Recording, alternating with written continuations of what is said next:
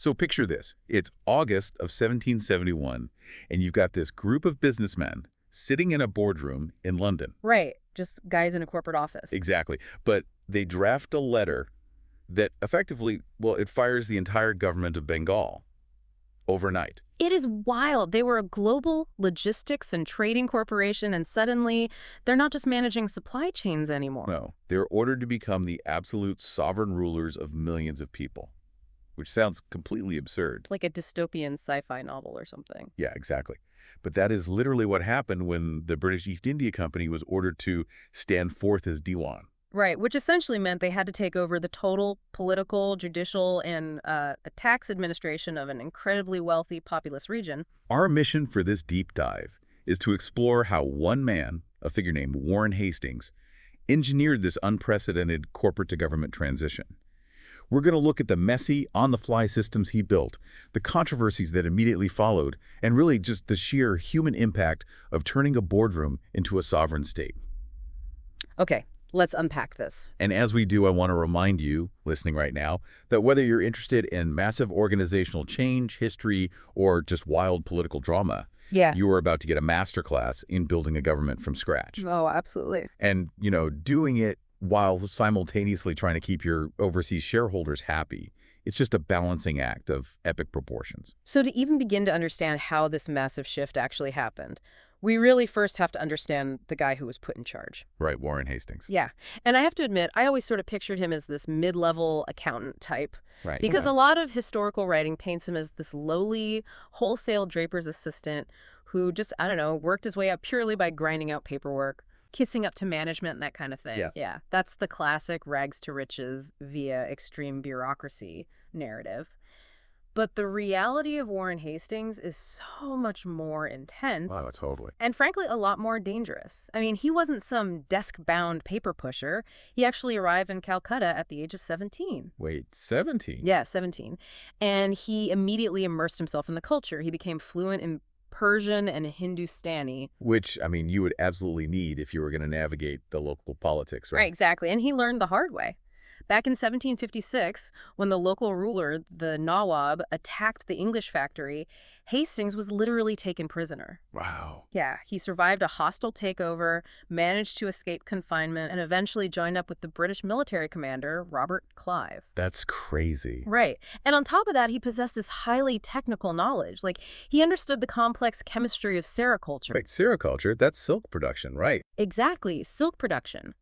He knew exactly how to manufacture the specific cloths required for the company's European investments. Okay, this is like finding out your HR guy speaks 5 languages, survived being a literal hostage during a corporate raid, and knows the exact chemical makeup of your flagship product. Yeah, it completely changes your view of the man. It really does. But even with all that background, I have to ask, was Hastings actually prepared for the magnitude of what the Court of Directors in London ordered in 1771? Or was he just kind of the guy left holding the bag? Well, what's fascinating here is that it was worse than that. He was holding a bag that was completely empty. Oh, man. Yeah. The philosopher and historian James Mill pointed out that this change was a revolution far greater than even the previous transition from Hindu to Islamic rule in India. Really? How so? Well, when the rulers changed before, the actual machine of government, like the daily administration, mostly stayed the same. It was left in the hands of the locals. Okay, that makes sense. But the company's 1771 order upended the entire property structure of the country. They abolished the office of the native Naib Diwan, which is basically firing the local head of government. Just outright fired him. Yep. And then they gave Hastings absolutely no detailed instructions on how to actually take over. So they just gave him the destination, but no map. Precisely. They just said, do it. Hastings didn't just inherit a system. He had to invent one from the ground up, basically translating corporate desires into state realities. Okay, so Hastings is sitting in the governor's chair, but he has a massive problem. Because shareholders in London, they don't care about his linguistic skills or his survival stories. Nope, they care about dividends. Right. So how does he actually extract the wealth of an entire nation? Because he needs a system and he needs it fast. Well, the immediate solution was something called the Committee of Circuit. Hastings and 4 members of his council basically went on a road trip. A corporate road trip. Pretty much. They toured the principal districts to establish a brand new tax settlement. And their very first move was remarkably aggressive. They slashed the sitting Nawab's stipend in half. Just cut it. Yeah, cutting it from 32 lakhs to 16 lakhs. Wait, for those of us who don't know the currency, what exactly is a lakh? A lakh is 100,000 rupees. So we're talking about cutting the traditional royal budget from 3.2 million rupees down to 1.6 million rupees overnight. Wow. Just a massive, immediate austerity measure. A casual 50% budget cut to the royalty. Okay. But how do they figure out what the rest of the country is worth? Like, how do they tax it? Well, they decided to use a public auction system. They let out the lands to revenue farmers for 5-year stints. Wait, auctioning off the tax collection? Exactly. Basically, whoever promised to collect and hand over the most tax revenue got the lease. It was a brutal, pure market approach to land management. They were trying to discover the real value of the land by letting the open market dictate the price. So Hastings basically turned the traditional hereditary governance of Bengal into, like, a massive gig economy platform. Yeah. I mean, he fired the full-time employees, the traditional landowners, the zamindars, right? Right, the zamindars. And he replaced them with 5-year independent contractors who have absolutely no long-term loyalty to the company or the land.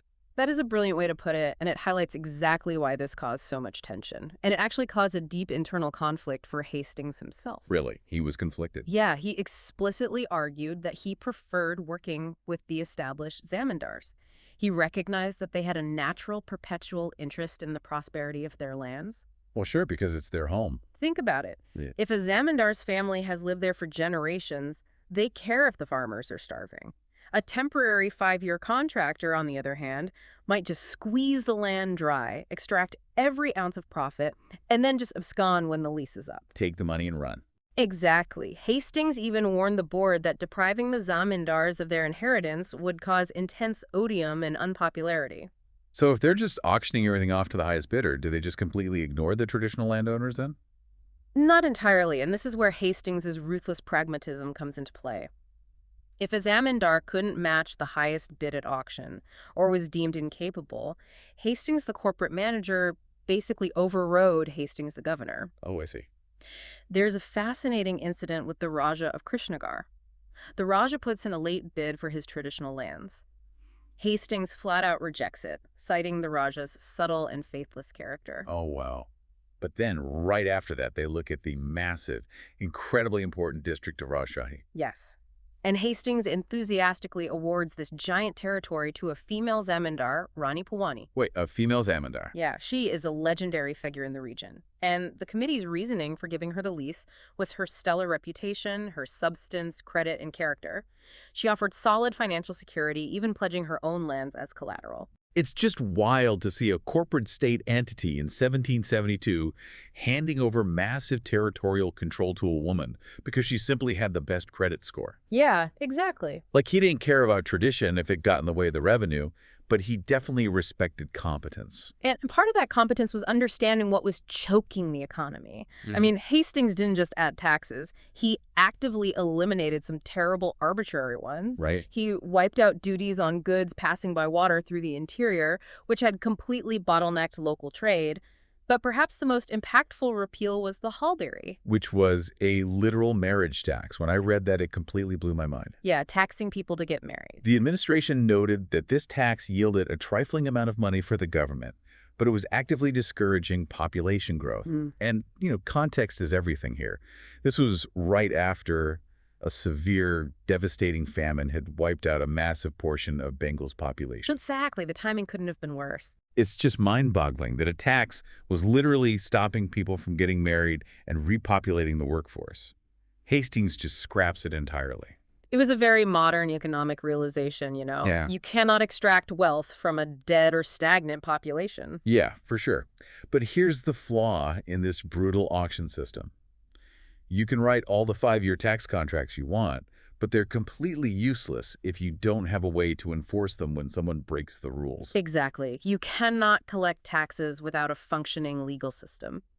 And Hastings realizes almost immediately that the entire judicial system is broken. Right. The old Mughal court systems had essentially collapsed outside of the major cities. Because they were too far away Right. for the average person. Right. Only the rich could afford them. If you were a poor farmer and someone stole your land, seeking justice meant traveling for days or weeks. Which nobody could do. Exactly. The travel expenses alone would ruin you, not to mention the sheer neglect of your farm while you were away. So Hastings physically splits the courts into two distinct branches in each district to bring the law closer to the people. Yes. You get the Mufassal Diwani Adalat, which are the civil courts overseen by the British collectors, and then you have the Fajdari Adalat, which are the criminal courts. And what's interesting about the criminal courts is that they were still run by native law officers. Hastings kept the qazis and muftis, the Islamic scholars and judges, who traditionally interpreted the law, in charge of the actual rulings. Oh, that's interesting. But he mandated that they be overseen by the British collectors to ensure the trials were fair and open. He even banned the judges from taking fines as personal debt payments, which had been a massive source of local corruption. He even mandated that petition boxes be placed at the doors of the courts so anyone could drop in a complaint directly without, paying an intermediary. Yeah, it was a systemic overhaul. It was really designed to bring a standardized, accessible form of justice down to the district level. Okay, so here's where it gets really interesting. And we need to talk about the dark turn this new justice system took. And to be absolutely clear to you listening, we are just laying out the historical facts exactly as they appear in the documents without taking sides or endorsing the viewpoints of the time. Right, strict impartiality here. Because we have to look at how Hastings' administration dealt with dacoits, which were these bands of robbers. The dacoit problem was severe. They weren't just, desperate individuals. They were organized communities of criminals who were terrorizing the countryside. Really bad. Burning houses, murdering inhabitants. It was organized crime on a massive scale. And the new rule Hastings and his committee passed to deal with them was shockingly brutal. The decree stated that convicted dacoits would be carried to their own villages and executed there as a terror and an example to others. Just incredibly harsh. But it went further. The families of the criminal would become slaves of the state to be disposed of for the general benefit and convenience of the people. State-sanctioned slavery for the families of criminals. I mean, it's a heavy, deeply disturbing policy. It really is. And it's important to understand how Hastings justified this to his superiors in London, who he knew would be horrified by this. Right. He acknowledged that the very idea of slavery, which was heavily associated with the American colonies at the time, would look like a horrible evil to people back in England. But he argued that in India, the condition of slavery was merely mild domestic subordination, which he claimed was entirely different from the brutal chattel slavery of America. That was his argument. Yeah, his rationale was that reducing these families to state slavery was a necessary deterrent, and it was better than leaving them at liberty as, ancestral robbers and enemies of society. It perfectly encapsulates the ruthless pragmatism of colonial state building. When you look at his administration side by side, the contrast is just staggering. On one hand, you have him setting up petition boxes to give the poorest farmers direct access to justice and repealing taxes that hurt population growth. And on the other hand, you have him institutionalizing state slavery for the families of executed criminals to act as a permanent deterrent. It's just human lives became levers to pull to establish total order. Exactly. But when you have a legal system built specifically to enforce absolute financial extraction and total order, you're practically begging for corruption. Which brings us to the devil's in the details. Because Hastings himself gets caught in the crossfire of a massive financial scandal. Well, yeah. When you auction off the tax rights to an entire country, the temptation for insider trading is astronomically high. Exactly. There was this faction of Hastings' critics known as the Gentlemen of the Majority. And they accused his administration of intentionally overtaxing the land and then giving sweetheart deals to their own insiders. Yeah, classic corruption. Now, the official rule Hastings' committee set was incredibly strict. No Banyan, which was a native agent or employee of the English collectors, was allowed to farm revenue. You couldn't have the tax collector's right-hand man also bidding on the tax lease. It's an obvious conflict of interest. But if you look closely at how this was enforced, there was a massive loophole. Oh, of course there was. Banyans of English gentlemen were, in fact, holding enormous tracts of land, and the most scandalous example was Hastings' own personal banyan, a man named Cantu Babu. So Hastings' own guy. Yes, Cantu Babu was holding highly lucrative farms, directly violating the spirit, if not the exact letter, of the committee's own rules. Unbelievable. When the majority called Hastings out on this, Hastings defended himself by saying, well, Cantu Babu held these lands before I even arrived, and technically I have no legal power to stop him from holding farms. Wow. He even claimed he actually advised Cantu Babu against it. But come on, the optics are terrible. The Governor General's own agent is getting rich off the system the Governor General just built. If we connect this to the bigger picture, it completely undermined the integrity of the 1772 settlement. And it reveals a fundamental truth about this era. When a government's primary metric is profit, corruption isn't a bug in the system, it is the system. And what makes it so funny in a grim, hypocritical way is a letter Hastings wrote about the other collectors. Oh, this is great. He was complaining that the English collectors in the districts were monopolizing all the country's trade. And he writes, they are most of them agents of their own banyans, and they are devils. Devils. I mean, he's literally calling other people's agents devils, while his own guy is making an absolute fortune on the side. The lines between company profit, state revenue, and personal enrichment were just entirely blurred. You have to remember, these men were sent to India on relatively small official salaries with the explicit, though unspoken, understanding that they would enrich themselves through private trade. Right, that was the real draw. When you suddenly make them government officials, they don't just turn off that profit motive.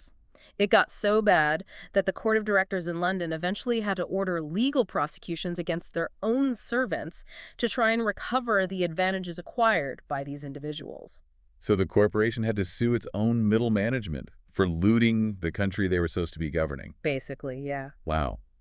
So with the courts and the tax collectors now totally re-engineered and massive fortunes being made, Hastings realized the physical geography of the country no longer made sense for a corporate empire.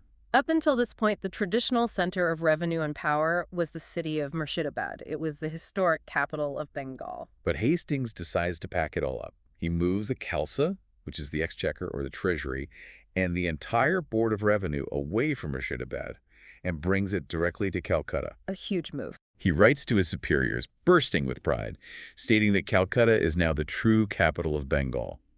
Every office of government is established there. He even compares his own achievement to Job Charnock, the man who originally founded Calcutta as a trade seat. He really saw himself as the sounder of Calcutta as a political empire. Yeah. But what does moving a treasury actually do? I mean, moving paper pushers sounds like bureaucratic housekeeping. How does that create an economic boom for a city? Think about the mechanisms of power. When you move the treasury, you are moving the ultimate authority for government contracts, tax collection, and dispute resolution. Okay. If you are a wealthy merchant, a regional banker, or someone looking to secure a lucrative 5-year tax farm, you can no longer operate out in the provinces. You have to physically relocate your business, your family, and your wealth to Calcutta to be near the power center. Ah, so the money follows the ink.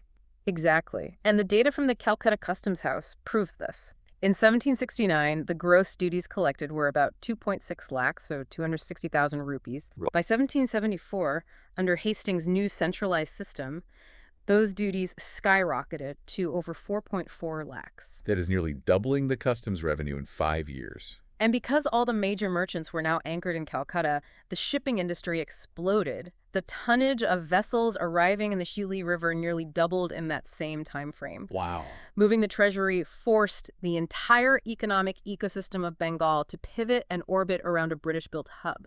It was the definitive moment the East India Company stopped pretending to be mere supervisors and explicitly centralized absolute political control. So what does this all mean? We started by looking at a corporation ordered to take over a country. And in just a few short years, from 1771 to 1774, we've seen Warren Hastings completely rewrite the tax code with a relentless gig economy auction system. Yeah.